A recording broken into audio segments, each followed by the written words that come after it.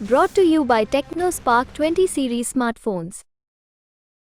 7 अप्रैल मंगलवार आम आदमी पार्टी और आम आदमी पार्टी के नेता अरविंद केजरीवाल के लिए उम्मीदों भरी सुबह होगी, क्योंकि सुप्रीम कोर्ट ने कह दिया है कि चुनाव के मद्देनजर आम आदमी पार्टी को भी और उनके नेता अरविंद केजरीवाल को भी चुनाव के मद्देनजर चुनाव प्रचार करने के लिए, यानी सबको लेवल प्लेइंग फील्ड, इसके मद्देनजर अरविंद केजरीवाल को अंतरिम जमानत दी जाए या नहीं, इस पर ही बहस होगी।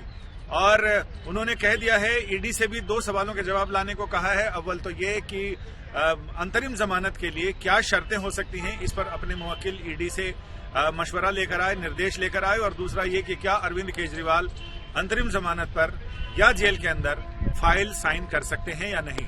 इन तमाम चीजों पर बातचीत होगी। और मंगलवार को, आज शुक्रवार को 2 घंटे से ज्यादा सुनवाई चली और उस सुनवाई के दौरान जस्टिस संजीव खन्ना और जस्टिस दीपांकर दत्ता की पीठ के सामने सुनवाई के दौरान पीठ ने ईडी से कई सारे सवाल पूछे। उन्होंने शुरू में, जिस समय ईडी ने बोलना शुरू किया, तो पीठ ने उनसे 5 सवाल पूछे थे। हालांकि उन 5 सवालों के जवाब पूरी तरह से नहीं मिल पाए, लेकिन कोर्ट का ये कहना था कि इसे देखते हुए हम ये चाहते हैं कि इस पर बहस हो, हम इसे कंसीडर करना चाहते हैं, हम इस पर चर्चा करना चाहते हैं कि अरविंद केजरीवाल को अंतरिम जमानत दी जाए या नहीं। लेकिन कोर्ट के रुख से ऐसा लग रहा है कि अंतरिम जमानत देने की संभावनाएं काफी प्रबल हैं। आम आदमी पार्टी को भी इसका इंतजार है और उम्मीदें बहुत ज्यादा हैं। कोर्ट ने ये भी कहा, ये भी सवाल उठाया, ईडी से पूछा कि जब प्रावधान है पीएमएलए एक्ट के में, तो ऐसे में उनकी कोई भी अक्यूज है जिससे अगर चीजें कोऑपरेट नहीं कर रहा है तो उनकी संपत्ति अटैच करने का प्रावधान है, तो आपने अभी तक उनकी संपत्ति अटैच करने पर की कार्रवाई क्यों नहीं की, इस पर भी जवाब मांगा है। और ये भी पूछा है कि आपके पास अरविंद केजरीवाल को गिरफ्तार करने के लिए, जैसा कि उनके वकील की दलील है, क्या सफिशिएंट मटेरियल है।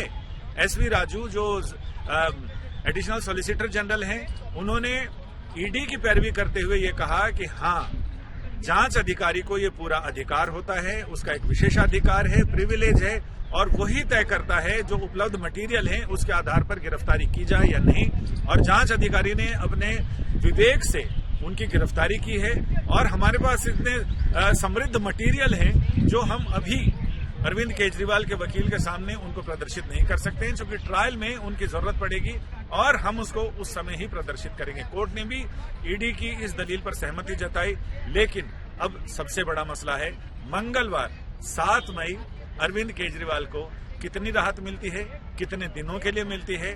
और उम्मीद की जा रही है, जैसा कि अगर अंतरिम जमानत मिलती भी है तो 25 मई को दिल्ली में चुनाव है, उससे पहले हो सकता है कि 23 मई तक अरविंद केजरीवाल को अंतरिम राहत देते हुए कोर्ट उन्हें अंतरिम जमानत पर रिहा करे और उसके बाद 23, 24, 25 के बीच उन्हें कोर्ट ये कहे कि वो सरेंडर करें और वापस तिहाड़ में जाएं, क्योंकि मामला लंबा चलेगा। कोर्ट ने ये भी कहा कि ये मामला तो लंबा चलने के आसार हैं, लिहाजा लोकतंत्र का ये बड़ा पर्व यानी चुनाव में एक राजनीतिक पार्टी को, राजनीतिक पार्टी के प्रमुख को ये मौका दिया जाना चाहिए कि वो अपने उम्मीदवारों का प्रचार करें और चुनावी प्रक्रिया का हिस्सा बने।